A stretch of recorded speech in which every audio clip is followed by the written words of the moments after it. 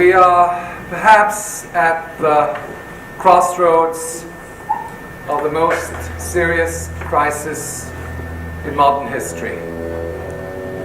Journalism is failing us miserably.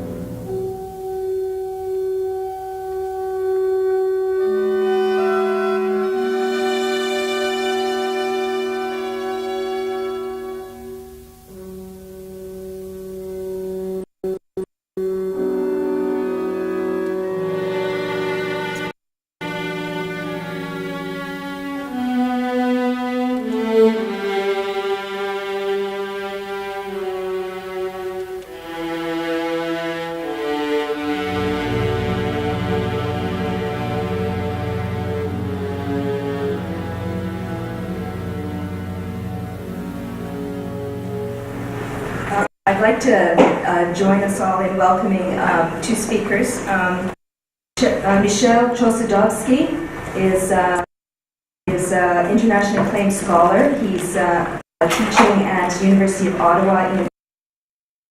He's written extensively on the civilian economic policies in the World Bank. Barrie Zwicker, journalist and media critic on Vision TV, which reaches about 7.5 million Canadian homes. Our speakers have had a chance to speak. There will be a question and answer period, so I'd like you to hold your comments and your questions till that time. We are perhaps at the crossroads of the most serious crisis in modern history. In the wake of September 11, a major military operation which threatens the future of humanity has been launched. This is not an understatement, with a vast deployment of military hardware stationed in the Arabian Sea and the Gulf of Oman on standby. In our respective countries,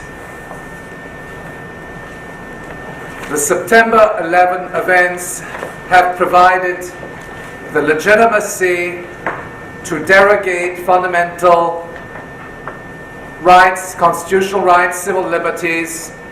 In other words, to decimate democracy in the name of democracy and ratified by Parliament. And in fact, you'll see even the statements coming from the NDP are consistent with the adoption of Bill C-35, C-36, and the gamut of kangaroo legislation which has been implemented in the wake of 9/11. Barely a few hours following the terrorist attacks on the World Trade Center, I was listening to the radio, and then I got to the office at around 10:30. I checked the computer, and they had already decided at 11 o'clock in the morning that Osama bin Laden was responsible for the terrorist attacks. Now, how could they have conducted the investigation? They made the statement, and on the same evening, you will recall that they actually had already, they said, George Bush confirmed in an evening televised address that he would make no distinction between the terrorists who committed these acts and those foreign governments who harbor them. And then subsequently you had people like William Safire writing in the New York Times, and he said, when we reasonably determine our attackers' bases and camps, we must pulverize them, minimizing but accepting the risk of collateral damage. They had decided before an investigation, a priori, without evidence, who were the culprits of these attacks. And shortly thereafter, in fact, even before the military hardware was already en route to the Persian Gulf. And in fact, if you look at the history, you'll see that this deployment preceded 9/11. Now, just to talk about so-called conspiracies or deception, I want to talk about one element of deception which has to do with Canada's participation in this war. You will recall that in the wake of September 11, there were a number of negotiations and then leading in early October to the bombing of Afghanistan. On the 27th of September, Prime Minister Jean Chrétien, together with the Minister of Defense, took leave of this ship, which is the Iroquois destroyer, with a number of Canadian frigates. Now, nobody in the media actually looked at the specification of these vessels, because if they had, they would have seen that they were not appropriate to wage a war against terrorists in the highlands of Afghanistan. Okay? Because, and I'll read you, he said, the frigates are equipped with anti-submarine torpedoes as well as with Sea King helicopters used in reconnaissance and anti-submarine warfare. Now, the Taliban, with all due respects, doesn't have a navy and does not have an air force in the Arabian Sea. Now, this is an issue of enormous importance and substance, because it means that on the 27th of September, Canada had already decided to join on a military operation directed against Iraq. And as you know, the military operation directed against Iraq is currently, as you would say in French, c'est la guerre annoncée. Okay? It has already been announced that it is the next phase of this war. Okay? But I want to stress that as far as Canada is concerned, that decision was taken in September. In fact, it was probably taken even before that. And the massive deployment of warships in the Gulf of Oman and the Arabian Sea is for a subsequent military operation. Any discussion about September 11th must come back to the records of the World Trade Center and stay there and never ever leave that spot. By which it was clear he meant that the dastardly Middle Eastern terrorists and their evil leader Osama bin Laden had inflicted upon an innocent United States of America had forged forever an all-purpose moral compass for all people. That the outrage constituted a moment of moral revelation, making clear that everyone with a shred of decency now must cast his or her lot with everything the United States of America stands for and does. Andrew Coyne expressed similar sentiments in the National Post.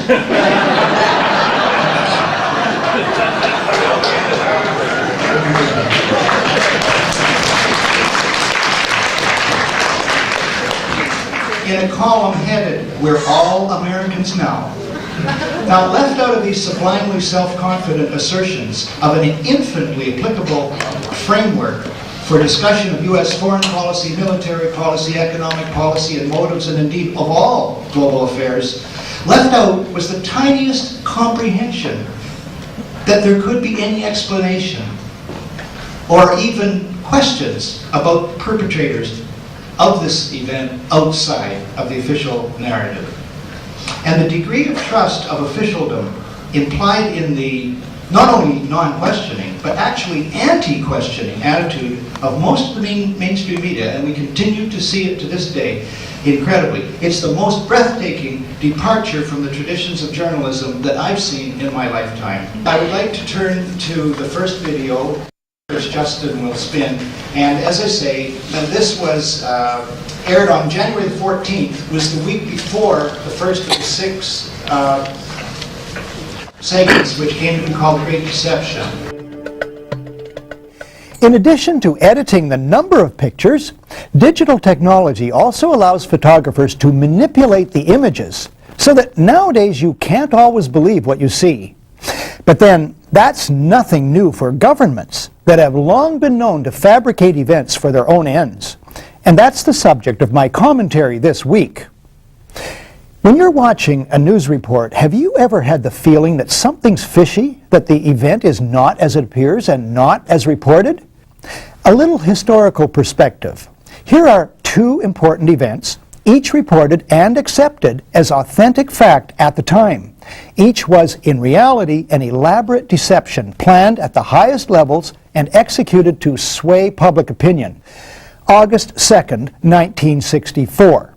In the Gulf of Tonkin, North Vietnamese torpedo boats attack the U.S. destroyer Maddox.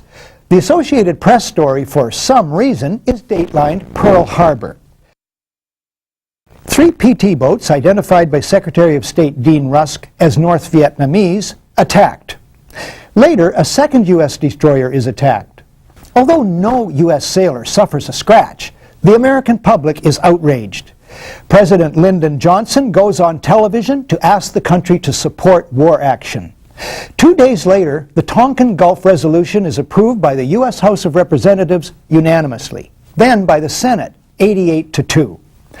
The resolution becomes the entire justification for the United States war against Vietnam. Before that's over, 58,000 American soldiers and almost 3 million Vietnamese die. One small problem. There never were any PT, patrol torpedo, boats. The events never happened. As Secretary of State Rusk, the President, and Defense Secretary Robert McNamara knew.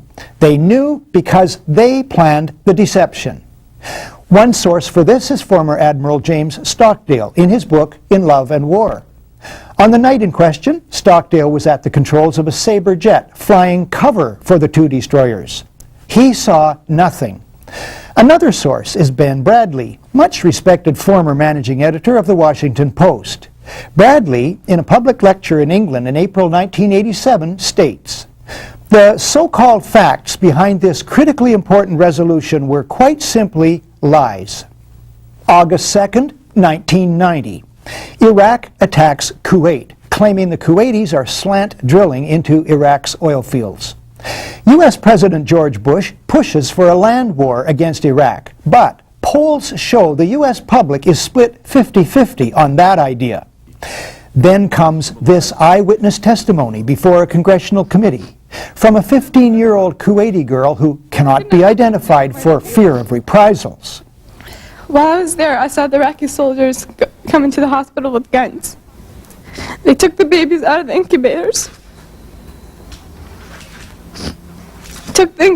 and left the children to die on the cold floor. The U.S. public is outraged. Support for land war zooms. It's a turning point. Desert Storm is launched. 135,000 Iraqis are killed. Large numbers die since from sanctions still in effect. One small problem. There never were any incubator baby deaths. Not one.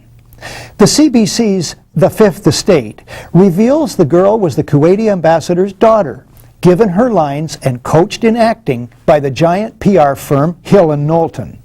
This was one phase of a $10 million joint U.S.-Kuwaiti campaign of deception. This man is lying. I myself buried 14 newborn babies that had been taken from their incubators. This man is lying. They had kids in incubators, and they were thrown out of the incubators so that Kuwait could be systematically dismantled. There were a lot of people in on what can fairly be described as a conspiracy of fake organizations, false documents, fraud, and disinformation. Now fast forward to a week ago Sunday. I'm watching CBC television news. The Israelis have easily intercepted a ship, for some reason, crammed openly with munitions. I'm thinking, this is fishy. Now something rare happens. It's almost impossible that this ship would have escaped detection. I mean, the thing is bizarre. It's crazy, and it looks like the whole thing was a setup of some sort. Another surprise. The Globe and Mail finds the event particularly odd and quotes a widespread Palestinian view that there's something deeply suspicious about the hugely publicized interception. Now, I'm not saying I've got inside dope to prove or disprove the munitions caper. I am saying governments concoct elaborate deceptions for political ends. I am saying that the media have been suckered many times. I dare to hope some journalists, at least, are returning to one of their most important roles, that of professional skeptics. If they are, their investigative work has to kick in early enough to make an impact on public opinion, so that, in the world of illusion unfolding before our very eyes, they can catch what the anarchist writer Bakunin called the propaganda of the act, in the act.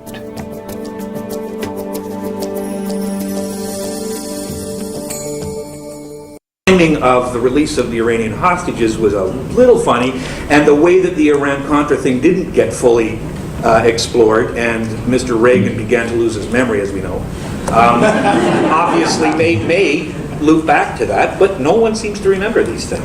And so they don't believe their government would tell them these stories. You've put it very well, and you speak well, and you speak loudly. I bet, does anybody did not hear what he said? You did hear what he said, yes. You know, we've kind of used that time up. Let's run the second tape. For 4 months, I've been waiting in vain for the North American media to pursue questions about the startling events of September 11th. Here's what I want to know. The multiple hijackings are unprecedented. The first occurs at 7:45 in the morning. It's a full hour before the first plane hits the World Trade Center. But it's an hour and 20 minutes. And after the second plane hits, that the president allegedly becomes informed. Think about that. Then he gives no orders. Why? He continues to listen to a student talk about her pet goat. Why? It's another 25 minutes until he makes a statement, even as Flight 77 is making a beeline for Washington, D.C. In the almost 2 hours of the total drama, not a single U.S. Air Force interceptor turns a wheel until it's too late. Why? Was it total incompetence on the part of air crews trained and equipped to scramble in minutes? Well, unlike the U.S. Air Force, I'll cut to the chase. Simply to ask these few questions is to find the official narrative, frankly, implausible. The more questions you pursue, it becomes more plausible that there's a different explanation. Namely, that elements within the top U.S. military, intelligence, and political leadership, which are closely intertwined, are complicit in what happened on September the 11th. Why U.S. complicity, you ask? Well, to stampede public opinion into supporting the so-called war on terrorism, to justify a war on Afghanistan for a future oil pipeline, the grab for Middle East oil and big budget increases for the military, and the general drive for global domination by the American empire. I know it sounds incredible, but here's some historical context from this book, Body of Secrets. Its author is James Bamford. Bamford, until recently, was Washington investigative producer for ABC's World News Tonight with Peter Jennings. I learned of this book on ABC's website. Bamford's information comes from interviews with, for instance, the former dean of the U.S. intelligence community, and from government documents. It takes 80 pages to list Bamford's more than 600 information sources. Here's the story. It's 1962. John F. Kennedy is U.S. President. Robert McNamara is Secretary of Defense. And Admiral Lyman Lemnitzer heads the U.S. Joint Chiefs of Staff. The CIA has failed in its illegal Bay of Pigs invasion of Cuba. JFK decides, Bamford writes, to back away from military solutions to the Cuban problem. But Lemnitzer, the CIA, and others at the top remain obsessed with Cuba. Writes Bamford, as the Kennedy brothers appeared to suddenly go soft on Cuba, Lemnitzer could see his opportunity to invade quickly slipping away. Attempts to provoke the Cuban public to revolt seemed dead. Continues Bamford, Lemnitzer and the other chiefs knew there was only one option left that would ensure their war. They would have to trick the American public and world opinion. Lemnitzer comes up with Operation Northwoods. We could blow up a U.S. ship in Guantanamo Bay and blame Cuba. Casualty lists in U.S. newspapers would cause a helpful wave of national indignation. We could develop a communist Cuban terror campaign in the Miami area, in other Florida cities, and even in Washington. An elaborate variation. Create an exact duplicate for a civil registered aircraft. The duplicate would be loaded with selected passengers, all boarded under carefully prepared aliases. The actual registered aircraft will have been converted to a drone, a remotely controlled unmanned aircraft. The destruction of that aircraft will be triggered by radio signal. The Cubans would be blamed. Finally, another variation is described by Bamford. On February 20th, 1962, John Glenn was to lift off from Cape Canaveral on his historic journey. Lemnitzer proposed that should the rocket explode and kill Glenn, the objective is to provide irrevocable proof that the fault lies with Cuba by manufacturing various pieces of evidence which would prove electronic interference on the part of the Cubans. Thus, Bamford notes, as NASA prepared to send the first American into space, the Joint Chiefs of Staff were preparing to use John Glenn's possible death as a pretext to launch a war. The Operation Northwoods plan shows the Pentagon was capable, according to Bamford, of launching a secret and bloody war of terrorism against their own country in order to trick the American public into supporting a war on Cuba. Can we be sure, therefore, that complicity by the Pentagon in the events of September 11th is entirely out of the question? All the justifications ultimately boil down to Osama bin Laden and the Al-Qaeda network. There's a whole history on Osama bin Laden going back to the Cold War era, which nobody actually denies. Osama bin Laden was working for the CIA. Osama bin Laden was what they call an intelligence asset. That's a polite term for saying he was an agent, okay? But an intelligence asset may not be somebody who actually works for the agency, but works in accordance with U.S. foreign policy interests. And it was part of a whole process of setting up the Mujahideen in the Soviet-Afghan war. It was something which was carefully planned by the Reagan administration in March 85, where President Reagan signed a National Security Decision Directive which authorized covert military aid to the Mujahideen and the secret war in Afghanistan. Now those are the historical origins of Osama bin Laden. Okay? So if you want to understand Al-Qaeda, you have to understand that he is a creature of the CIA, funded by the drug trade, by money from the Gulf states and so on. It's amply documented. We have tons of documents that shows, and nobody denies it. This is the American hospital in Dubai, United Arab Emirates. It just so happens that in July of last year, Osama had been admitted to the American hospital in Dubai because he had some kidney problems, I presume from the very damp conditions in the caves in Afghanistan. If he had been on the 10 most wanted list, surely somebody would have claimed the reward. Everybody knew he was there, people at the embassy knew he was there, and he was released from the hospital. Now, but where do you think he was on September 11th? Back in hospital. He was admitted to the military hospital in Rawalpindi. Anybody from Pakistan knows that Rawalpindi is a military town, okay? It's like, you know, it's the Pentagon. It's got all the institutes and research institutes and hospitals and government departments all there. Okay, they're swarming with US military advisors. So he was admitted to the I'm sorry, it's not the US, it was the Pakistan Armed Forces Military Hospital on the 10th of September. Again, for dialysis and kidney treatment. I presume he was released on the 11th. He stayed at least 24 hours. He wasn't subjected to the same kinds of pressures we have in our healthcare system. The source that I'm quoting here whether it's a credible source or not, is Dan Rather. Okay? CBS News. Because CBS News, is it CBS? Yeah, it's CBS, right? CBS News went there, interviewed the hospitals, and then they said, this is Dan Rather reporting from Rawalpindi. It's, of course, a very important piece of information, because if Osama bin Laden was in the hospital on the 10th, and most probably on the 11th, with America's ally Pakistan, with US military advisors all over the place, they could have gone and arrested him, claimed the reward, and we would have been saved a lot of trouble. There wouldn't have been a war, of course, and there wouldn't have been any invasion of Afghanistan, because Osama would be behind bars, but they didn't do it.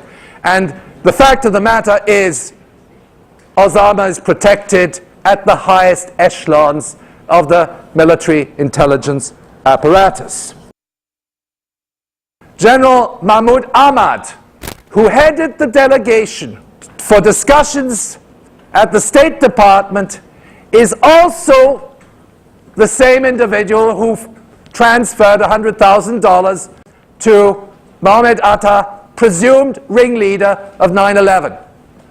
I will quote the sources: ABC News, initially India Today, Indian Intelligence, Agence France Presse, and also ABC News, based on an FBI report. All of these are documented in our magazine. And the same individual arrives on an official visit to the United States. He arrived on September the 4th, 1 week before the events. And he had regular meetings of consultations with his US counterparts, okay? Which is George Tenet, head of the CIA, but he also met other individuals, some before, some after September 11. We don't know what was the object of his consultations from the 4th to the 9th. We know that on the 9th, again, a news item which was totally misplaced, fait divers, the leader of the Northern Alliance, Massoud, General Massoud, was assassinated.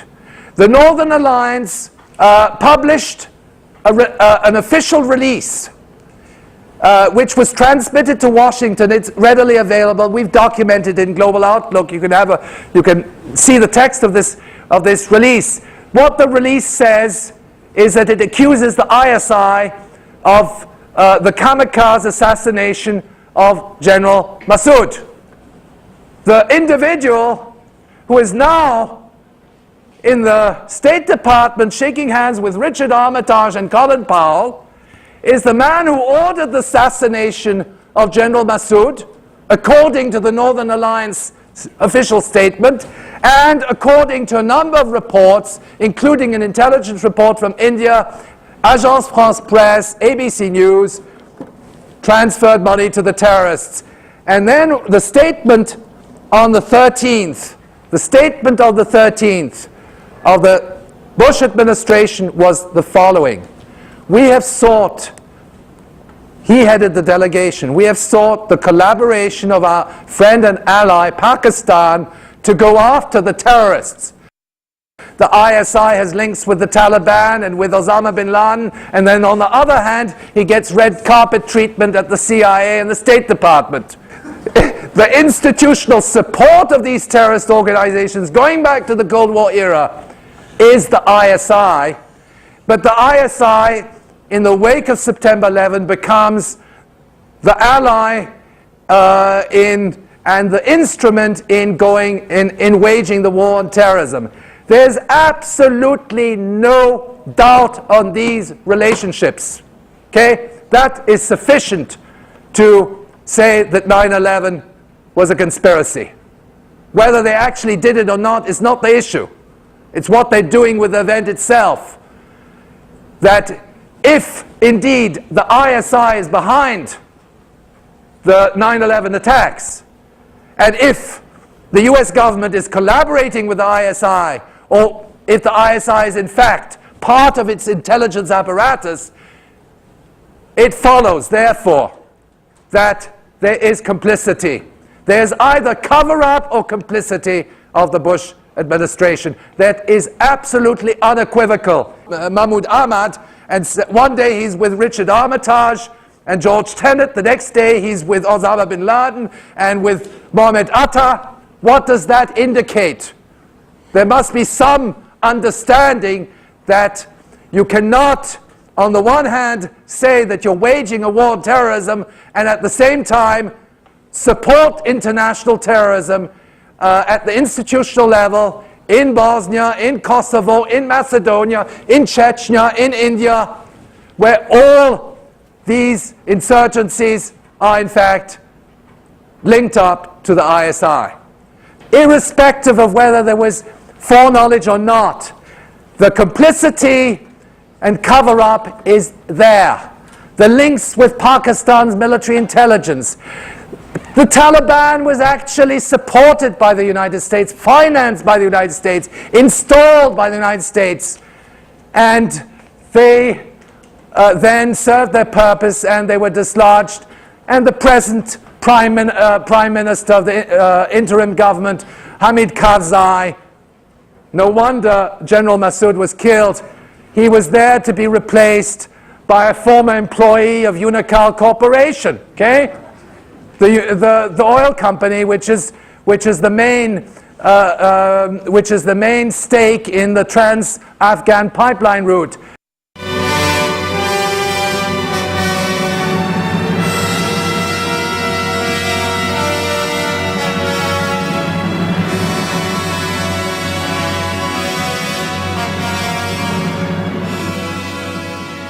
The oligarchy, the fuel that powers the White House.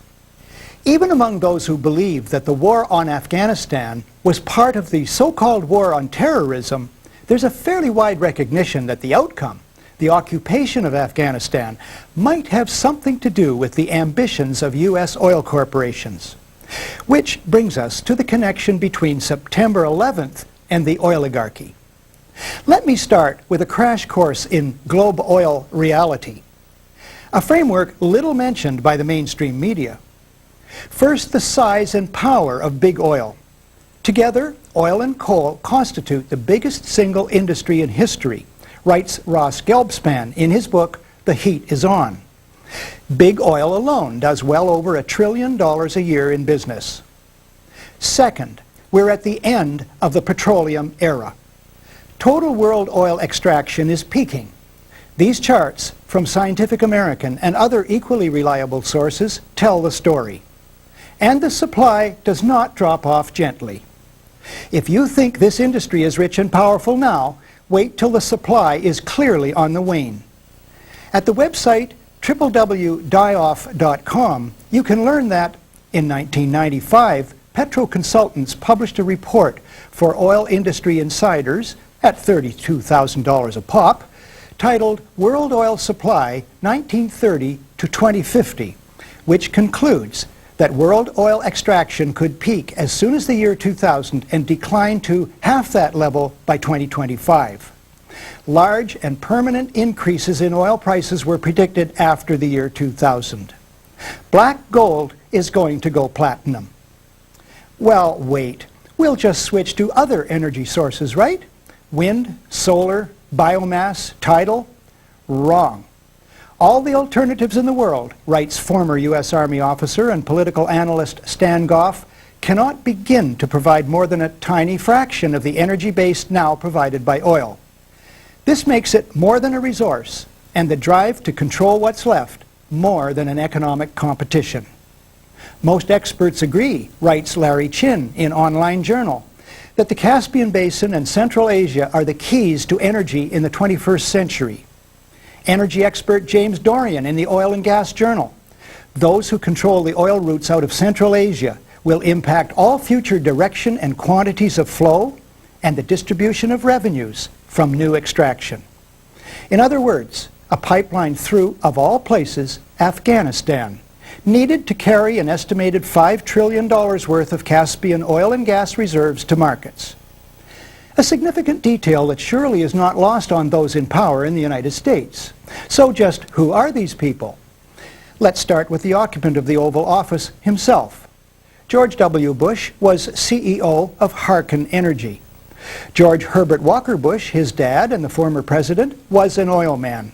Now he's on the board of the Carlyle Group, which is heavily invested in oil and armaments. Dick Cheney was Secretary of Defense during Desert Storm. He stepped down to become CEO of Halliburton Oil. Cashed in $34 million in Halliburton stock options before taking office as Vice President. Donald Evans, Bush's Commerce Secretary, was with Colorado Oil. Zalmay Khalilzad is the Bush-appointed Special Envoy to Afghanistan. Khalilzad previously was an aide to the American oil company Unocal. He drew up Unocal's risk analysis on its proposed trans-Afghan gas pipeline. Khalilzad reports to Condoleezza Rice, Bush's national security advisor. When she was a board director of Chevron Corporation, she served as its principal expert on Kazakhstan, where Chevron holds the largest concession of any of the international oil companies. Khalilzad will liaise with the new Afghani leader, Hamid Karzai, a former consultant to Unocal. You get the idea. A General Motors president once said, "Structure is strategy in slow motion." The structure of this cabinet shows, in my opinion, the primacy of oil interests.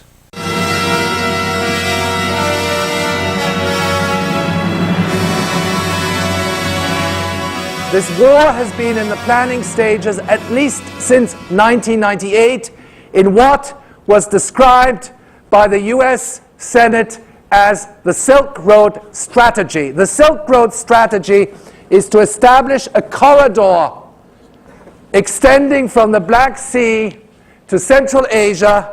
It corresponds to the Silk Route of ancient trade, going back to the antiquity, to the ancient civilizations.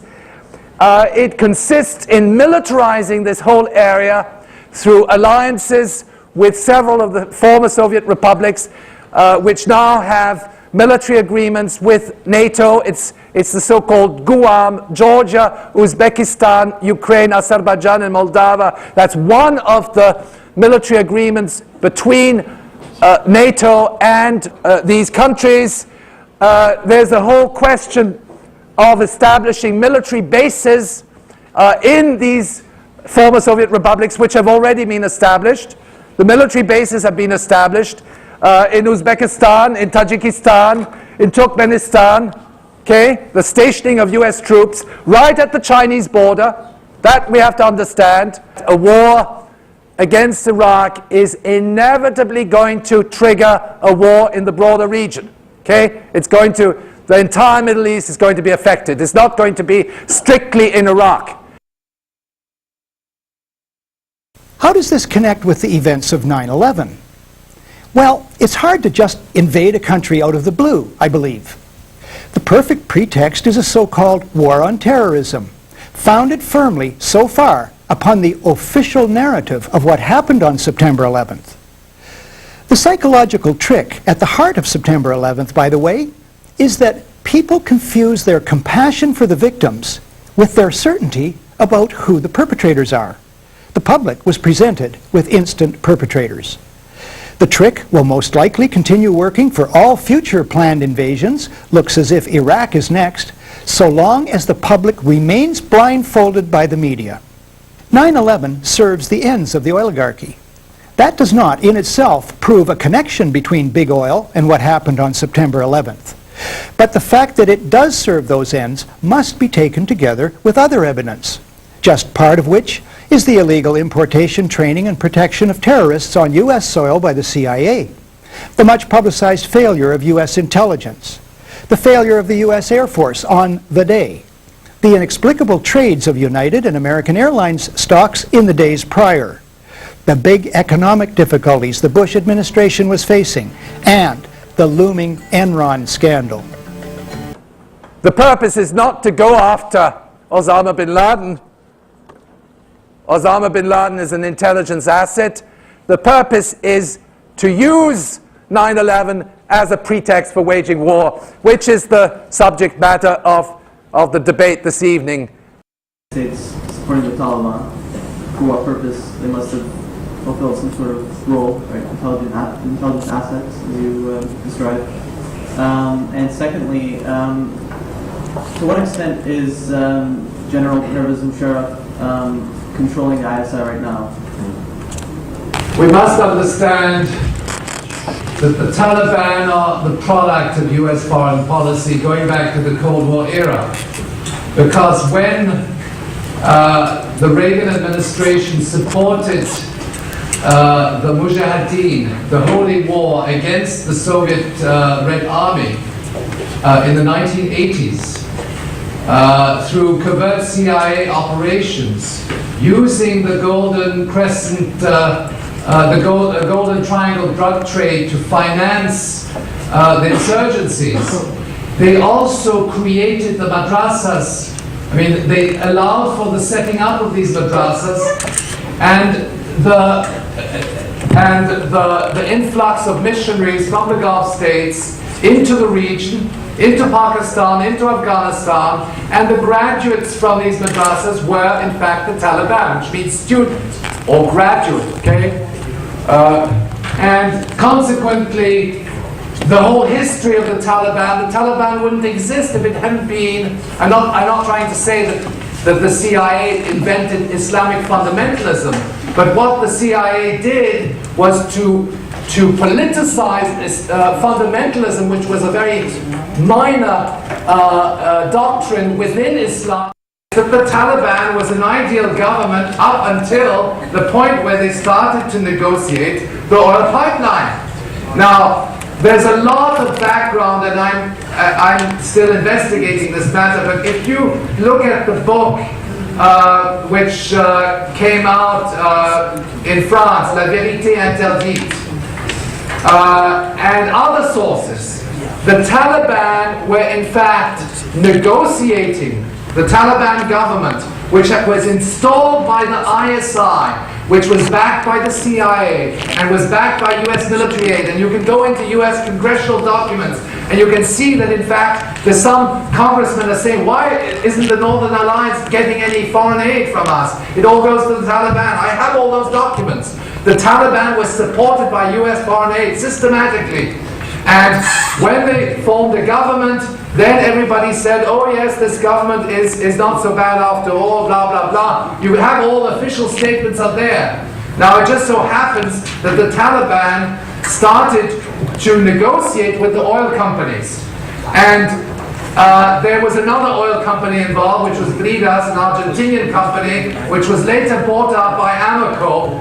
But in any event, the Taliban was playing one oil group against the other. They were invited to Texas. Unocal was very much protected by the Bush administration. These negotiations had been interrupted and they were resumed when George W. Bush entered the White House. And in the last months before the bombing, they were negotiating, and at one time during the negotiation, the US negotiators said, either you accept a carpet of gold or a carpet of bombs. That was the negotiation for the Trans-Afghan pipeline, according to the French report. Now, I'm not sure whether these statements are correct or not. Wasn't able to verify them. But what is absolutely clear is that the Taliban were buddy-buddy with US oil companies right up until a few months before the bombing. And then they came in and they bombed and they installed a former executive of the oil company as prime minister of the interim government. The guy was taken out of the blue, okay? And of course, we can see that what was behind that was to form another puppet administration, which would be perhaps a little bit more obedient to Washington instructions than the Taliban. Mistaken, Michel might correct me. As far as Afghanistan was concerned, on September 9th, when Ahmad Massoud was assassinated, and I thought, what a peculiar thing that was. I talked to Michael Rupert, who knows a lot about the CIA, and I said, why did this guy get assassinated? It had to have something to do with September 11th. And he said, well, Massoud was charismatic and uncorruptible. In other words, I know the Northern Alliance wasn't as a whole, but he was. So, in other words, once the invasion took place, he would be a big problem because he would be a genuine nationalist, independentist leader. And they wanted, as Michel says, a puppet. So they put him out of the way on the 9th. With regard to General Pervez Musharraf, some reports said he was fired, but he wasn't fired, he was promoted. He became the governor of Punjab province, Punjab state, which is a very powerful position in Pakistan.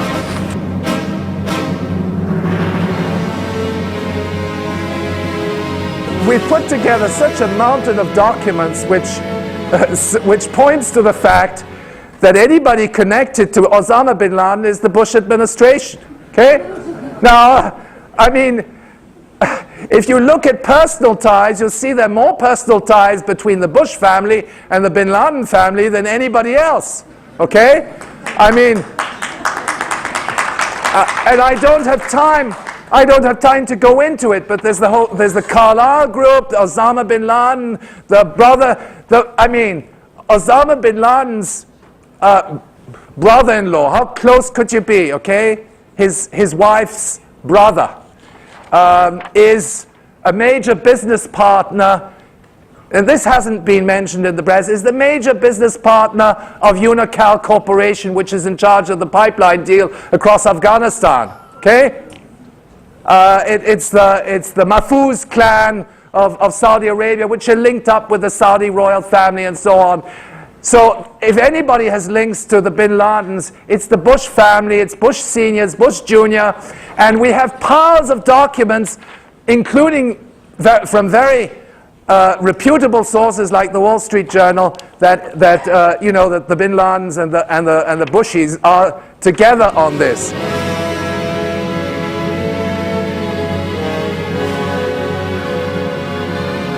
The determination of NATO in fabricating massacres which didn't take place and bombing the hell out of Yugoslavia,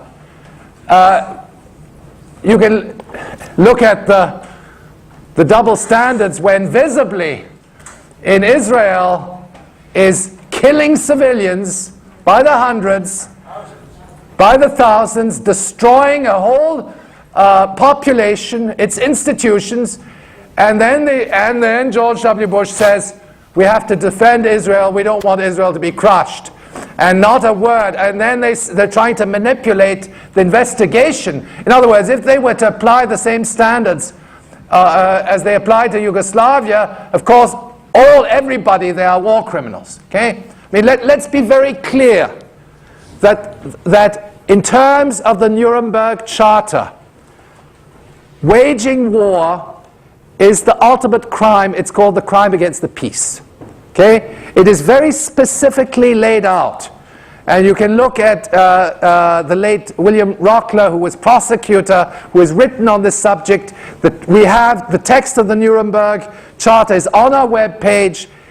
All these people are war criminals. Not only Ariel Sharon, George W., Colin Powell, our own Prime Minister, because they're accomplices, NATO leaders who went along with the bombing of Afghanistan.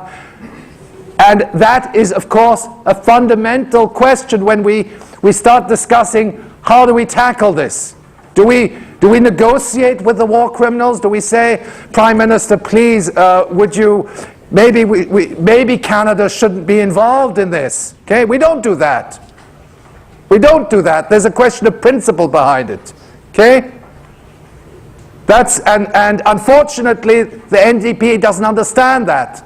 After all, they have lawyers on their team. They can read international law. They should know that it's a violation of international law. And they should say categorically, the Canadian government has violated international law and has violated the Nuremberg Charter. Punto. So what's the trial of Milosevic about that?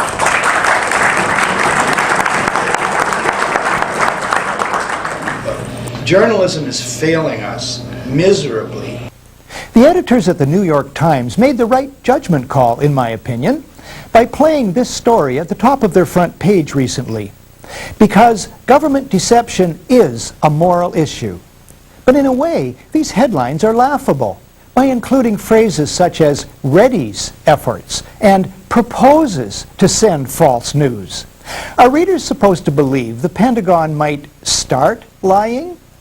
This article, representing the creme de la creme of U.S. journalism, symbolizes how disconnected the U.S. media and government have become from moral questions.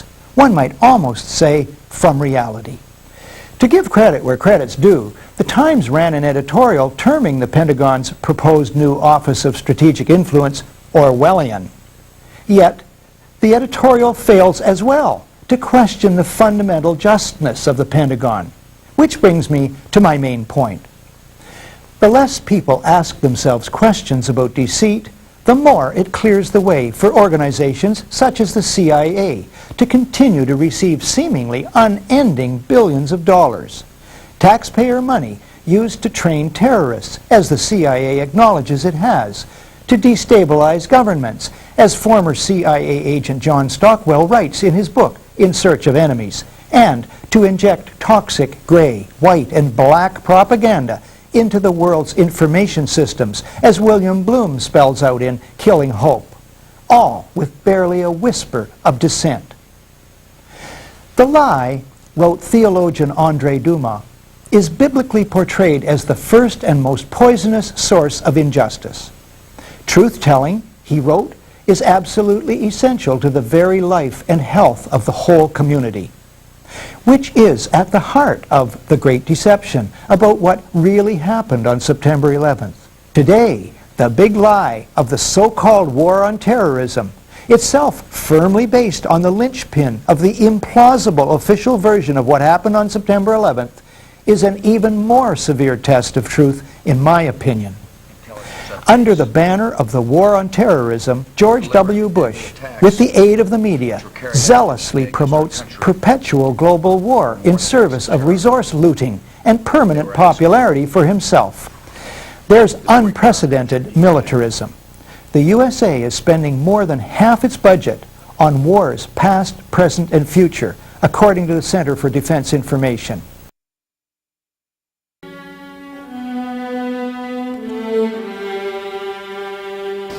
The four prerequisites for the successful functioning of any organism. The first one is accurate communication between the components. In human terms, that's called honesty. The second prerequisite is that every component should carry out its assigned tasks. And in human terms, that's called responsibility.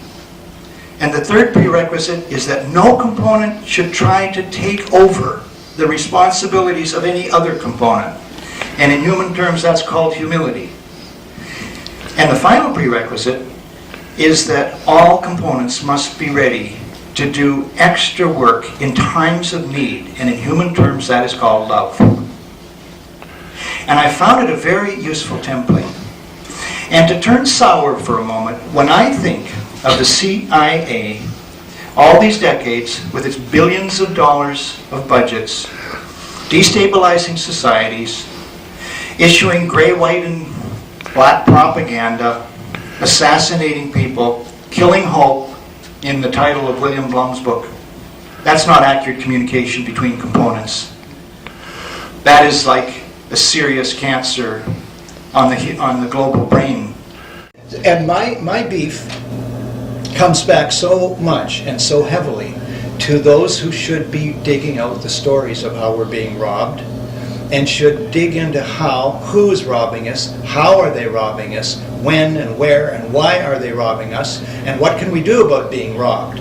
And that essentially the media are asleep on that. There are many, many honorable exceptions, but essentially the media are asleep on the corporate takeover of our lives. And of course that includes our intellectual, our mental, our perceptual lives, which is very, very far gone. And that frightens me because when people buy into the story that the tyrannization of themselves is okay, then they're gone. I mean, as soon as you believe you're a slave, you are a slave. That is it. And we've gone a long way down that road, where we accept our own positions as serfs, as economic slaves, as victims. And the most responsibility for the sad state of our information system are the people who own the mainstream media, first and foremost, and number one. And number two, those who work for them and within the media. They have a greater responsibility than the average Joe citizen. The responsibility is not, because it is their chosen craft, some would say profession, to engage in using words as professional wordsmiths, in digging out information. There are traditions of journalism about asking questions without fear or favor. This is what they've chosen to do. Now, when they fall down on that, they are far more responsible for the undoing of the public mind than the public is, because the public was not elected, nor did it choose to engage in the craft of journalism. And so we have to call the media to account. You know, we can't let them off the hook, and I hope this is the case, that people are realizing that they cannot depend on government to save them. They cannot depend on the existing political systems to be responsive to the needs of the people. There are too many people in the existing political systems who are responding to the needs of the corporate sector, which can occasionally be the public sector can occasionally serve the public good. I'm not saying it can't or doesn't ever. But it's the basic job and role and purpose and motivation of the public sector, of the private sector rather than the corporate sector, is not to serve the public interest. It is to garner profits for the shareholders and to keep power and privilege and influence for themselves. And it's usually a small elite, which we can see with our own eyes in virtually every country of the world. So this is an extremely inequitable, unfair system, which is becoming more inequitable by the day. And we see that governments either are powerless to stop it, or they don't want to stop it because they're part of it. And therefore, people need to grow up and realize that, yes, it's going to be up to us, more or less individual, ordinary people in every country, to retrieve democracy and to retrieve our political systems and to try to restore more equitability in the distribution of wealth and in our societies. Maybe it's a waking up or a growing up or a maturing that should happen, really must happen, and I dare to hope is beginning to happen.